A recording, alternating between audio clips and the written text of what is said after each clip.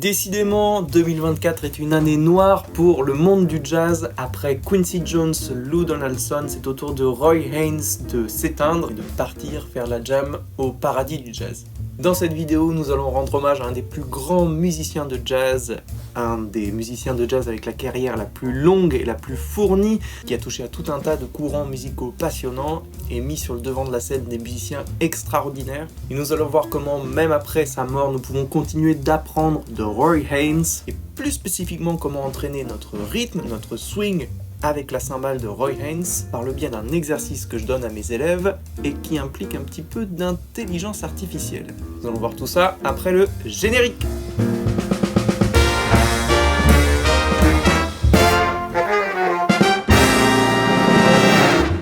Jazzwomen, Jazzmen, bienvenue sur la chaîne de jazzcomposer.fr. Avant toute chose, sachez que beaucoup de ressources complémentaires à cette vidéo seront disponibles sur ma page Patreon. Merci à celles et ceux qui s'y sont abonnés. Vous pouvez y retrouver des exercices complémentaires aux vidéos que je poste ici sur YouTube et les transcriptions des solos que j'analyse. Aujourd'hui, exceptionnellement, nous n'analysons pas de solo, mais vous allez voir qu'on va quand même bien travailler. C'est parti avec un petit guide d'écoute de Roy Haynes et ses 80 années de carrière, un petit peu plus, puisqu'il est mort à 99 ans, il est né en 1925. Donc Roy Haynes, si vous ne connaissez pas, je vous recommande de procéder chronologiquement, puisque au sein de toute sa carrière, du début à la fin, il y a des choses absolument extraordinaires qu'il faut absolument écouter pour notre culture de jazzman. Il commence sa carrière à la fin des années 40 et ses premiers grands engagements sont avec les saxophonistes Lester Young et Charlie Parker. Je vous ai mis les disques qui sont particulièrement pertinents à écouter, en tout cas que moi j'aime beaucoup. Pendant les années 50, Roy Haynes il tourne beaucoup avec Sarah Vaughan et il enregistre aussi beaucoup, notamment l'album In the Land of Hi-Fi, et quel plaisir d'entendre notamment le saxophone de Cannonball Adderley avec des arrangements un petit peu orchestraux d'une petite section de cuivre. C'est vraiment un super disque. Et il débute également sa carrière solo et il y a un disque avec Phineas Newborn et Paul Chambers qui s'appelle We Free qui est particulièrement sympa. Dans les années 60 comme dans les années 50, Roy Haynes il n'est pas encore au top de sa carrière, donc il est encore beaucoup sideman, donc pour le compte d'autres musiciens, notamment Stan Getz, et un super live sur YouTube, donc en vidéo, at the London School of Economics. Et je trouve que plus on progresse et plus on arrive à des projets qui sont vraiment hyper intéressants, puisque dans les années 70-80, là on a un espèce de pavé dans la mare, donc le trio avec Chick Corea, Noy Sings, Noy Sobs, où ça réinvente vraiment l'art du trio après Bill Evans. Ça devient de plus en plus ouvert, et ce qui devient de plus en plus important, et ce qui est le principal focus de ces musiciens-là, c'est l'interplay, donc le dialogue entre les différents musiciens.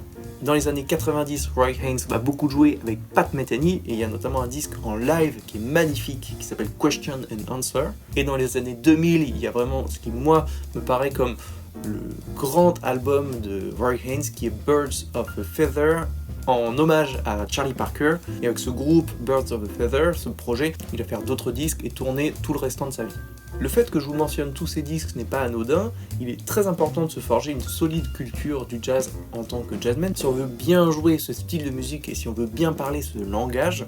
Et on peut aller encore plus loin avec les disques de jazz, et ça nous mène vers un exercice que m'ont beaucoup conseillé mes professeurs pendant mon apprentissage, qui est de jouer au-dessus des disques de jazz, des grands disques de jazz, pour s'imprégner du swing des légendes du jazz, de l'atmosphère des disques, de leur énergie, de leur intention.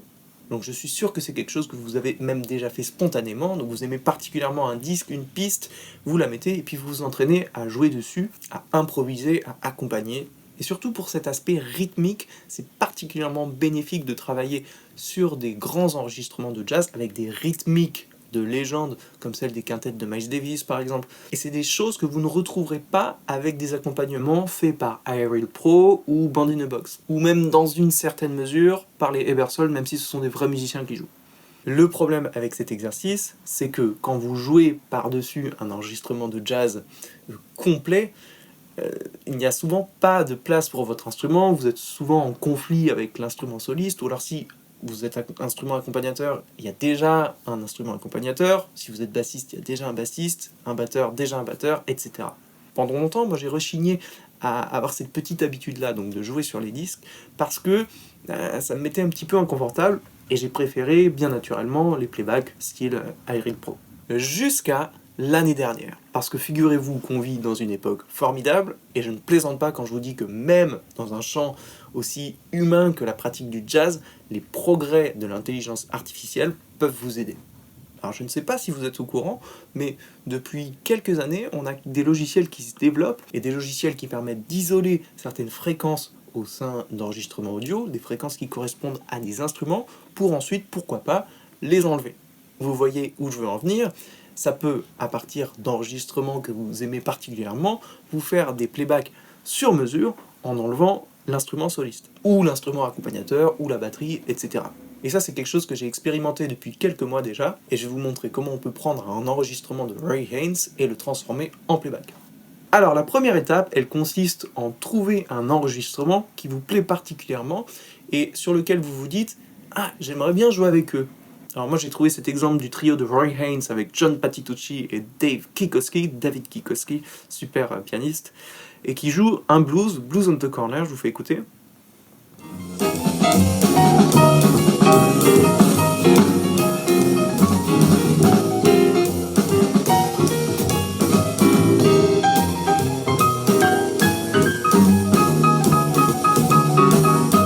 Voilà, je sais pas vous, mais je trouve que ça swing monstrueusement bien et j'adorerais pouvoir en faire un playback. D'ailleurs, donc c'est un enregistrement qui a été fait en 2009. Je vous pose la question et vous pourrez mettre la réponse en commentaire. Quel âge avait Roy Haynes ? Donc la première étape, c'est de convertir cette vidéo en un fichier audio. Donc pour ce faire, vous avez juste à copier l'URL, l'adresse de cette vidéo. Moi j'utilise un raccourci, donc CTRL-C ou Command-C si vous êtes sur Mac. Ensuite, vous la collez dans un convertisseur de vidéo qui va vous permettre de dégager un fichier MP3 et vous cliquez sur un de ces boutons pour avoir un lien de téléchargement. Ensuite, vous téléchargez le fichier.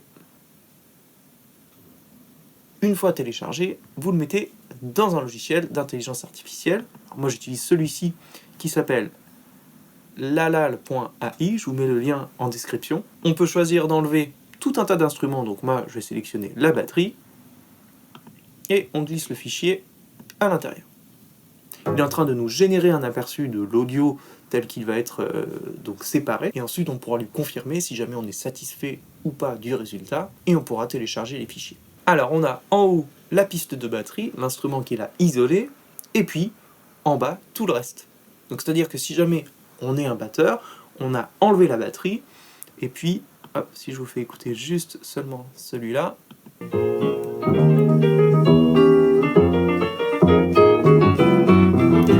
quelques petits restes de cymbales, mais c'est quand même assez bluffant, sachant qu'à la base, l'enregistrement c'est ça.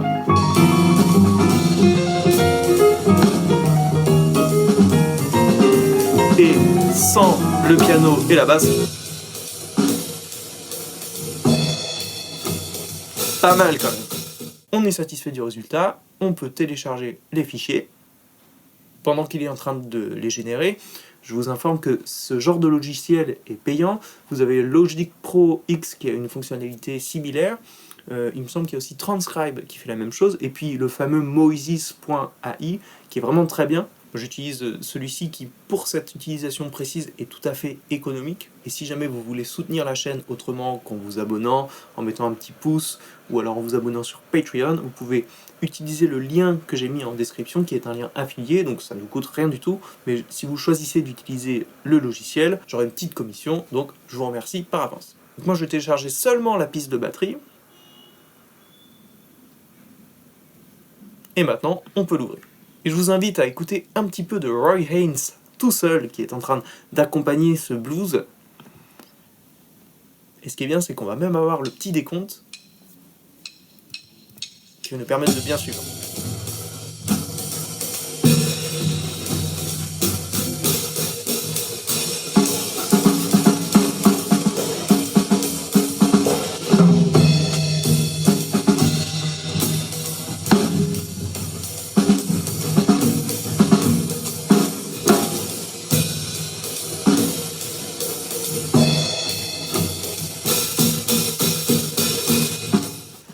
Voilà, donc c'est vraiment pas mal de pouvoir écouter la partie de batterie comme ça isolée, puisque on peut vraiment se rendre compte du style de swing de Roy Haynes et avec d'autres enregistrements comme ça isolés d'autres batteurs, on peut se rendre compte de leur similitude et surtout de leur différence de phrasé, de manière de swinger et puis de manière de marquer le pattern de swing basique ou alors de s'en éloigner. Et là, c'est particulièrement palpable dans cet enregistrement précis, mais Roy Haynes, il éclate la mesure, il éclate la structure, on a toujours les 4 temps, bien entendu, mais lui, il n'est pas en train de faire simplement ding, ding, ding, ding, ding, il est vraiment en train de jouer, de phraser, de dialoguer avec les autres instrumentistes, et ça le rend assez difficile à suivre. Je sais pas vous, mais il faut s'accrocher quand même pour vraiment savoir où on est. Et donc ça, en soi, c'est un bon exercice de stabilité au niveau de notre propre tempo. On a le décompte au départ, et puis au fur et à mesure, il faut écouter Roy Haynes et essayer de ne pas se perdre au sein de la mesure et être tout le temps avec lui. Et tout ça, ça va nous amener à l'exercice que je fais pratiquer en ce moment à mes élèves et qui est un exercice purement rythmique. Pourquoi je fais travailler le rythme et le swing spécifiquement à mes élèves et pourquoi je pense que vous devriez le travailler aussi? Parce que dans mon expérience de cours particuliers ou alors en jam, j'ai vu beaucoup de musiciens débutants ou amateurs, je peux te dresser ce constat. Beaucoup de musiciens de jazz, quand ils commencent vraiment à s'intéresser au jazz et à être sérieux dans leur pratique, ils apprennent les grilles d'accords, ils s'intéressent aux modes, ils se focalisent sur l'harmonie et ils en oublient complètement la composante rythmique et le swing. Et je vous garantis que en jam, je préférerais toujours voir et écouter un instrumentiste qui a certes un vocabulaire limité, mais qui swing avec les autres membres de sa rythmique, plutôt que quelqu'un qui connaît des substitutions, des modes alambiqués, mais qui ne joue pas en place. L'exercice que je vais vous suggérer, vous allez voir qu'il est très simple, mais pourtant essentiel à travailler. Et il consiste à jouer la ligne de base d'un morceau que vous êtes en train de travailler, en blanche et en noir, comme un bassiste. Ça vous permet d'une part d'apprendre la grille de votre morceau et d'autre part de vous focaliser sur votre présence rythmique, votre aplomb rythmique et puis votre écoute de la rythmique. Avec un métronome, c'est bien, avec un enregistrement d'un grand batteur, c'est 100 fois mieux. Donc, je vais vous montrer un exemple avec comme métronome la piste de Roy Haynes qu'on a extraite et je vais jouer la grille du blues en si bémol comme le morceau qu'ils sont en train de jouer. Et vous allez voir que je vais alterner les débits, donc je vais partir juste, mon premier débit ça va être la blanche, une blanche un petit peu plus courte, ça va être plutôt une noire avec un soupir, ensuite je vais vraiment passer aux blanches, et ensuite au noir.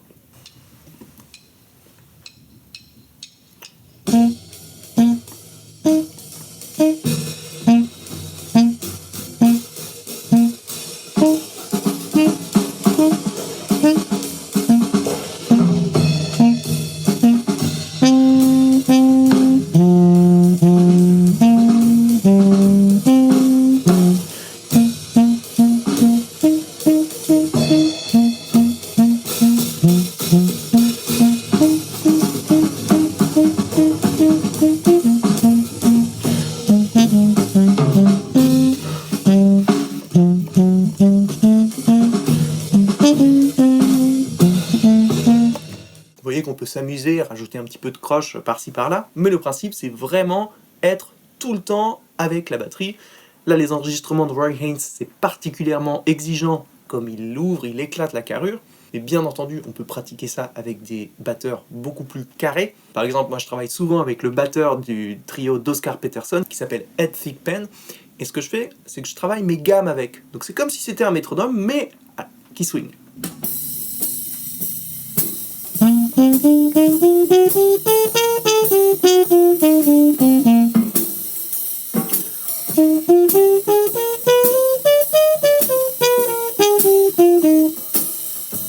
Et quand je fais ça, j'essaye de vraiment coller le plus possible au swing du batteur qui m'accompagne.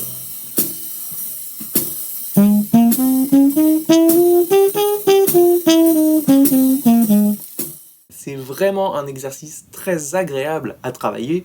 Qu'est-ce que c'est inspirant de jouer avec des légendes du jazz, et pour qu'un exercice me donne envie de travailler mes gammes, quand même, faut le faire. Avant de terminer cette vidéo, il faut quand même que je vous avertisse, tout n'est pas parfait dans le tableau que je vous dresse, puisque les logiciels d'intelligence artificielle, même s'ils sont très au point, ils ne sont pas parfaits. Moi je joue beaucoup sur des enregistrements de Miles Davis sans Miles Davis, et des fois c'est assez difficile d'arriver à un résultat de playback qui soit propre, sans petits artefacts de trompette qui ressurgissent, puisque les logiciels d'intelligence artificielle sont entraînés sur des données, et ces données elles comprennent des enregistrements des instruments à enlever. Ce sont des timbres qui, par exemple, pour une trompette, ça va être le timbre d'une trompette normale, une trompette basique, mais pas forcément la trompette bouchée de Miles Davis. Et donc ça arrive souvent que le logiciel enlève une partie de l'instrument, mais pas l'air qu'il y a dans le son, par exemple. Généralement, ces petits artefacts, ils sont négligeables, et quand on joue par-dessus, on ne les entend pas, on se focalise vraiment sur le swing et la rythmique qui nous accompagne, mais des fois, ça peut être très gênant. C'est pour ça que je vous recommande de sélectionner des enregistrements qui sont plutôt actuels et plutôt produits en studio. Un bon indice pour savoir si un logiciel d'intelligence artificielle va réussir à extraire une piste de l'audio, c'est si vous-même vous l'entendez déjà clairement. Également, vous l'avez compris, ça nécessite beaucoup plus de temps à passer sur l'ordinateur que juste taper le nom de votre morceau sur YouTube et puis prendre le premier playback venu.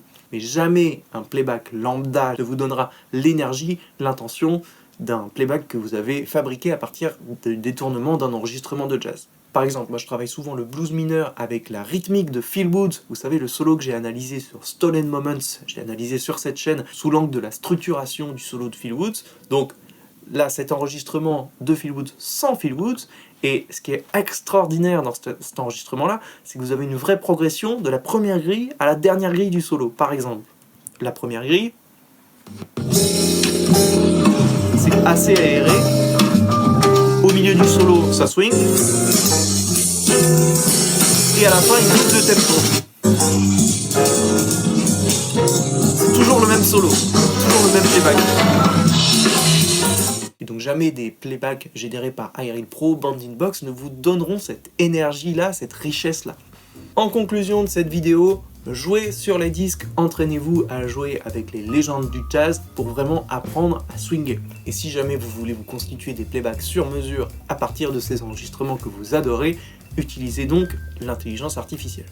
Pour vous aider, je vais poster un tutoriel complet sur Patreon qui reprend pas à pas toutes les étapes pour passer d'un enregistrement au playback. Sur Patreon, vous pourrez aussi retrouver les pistes de batterie séparées de l'enregistrement de Roy Haynes et aussi celle de Ed Thigpen que je vous ai montré dans un deuxième temps, ainsi que le petit guide d'écoute de la discographie de Roy Haynes qu'on remercie encore pour toute cette inspiration et toute cette belle musique qu'il a produite pendant toutes ces années. Comme d'habitude, partagez cette vidéo, abonnez-vous, mettez un petit pouce pour me montrer qu'elle vous a plu et puis je suis ravi de vous retrouver en commentaire pour discuter avec vous. A bientôt sur jazzcomposer.fr.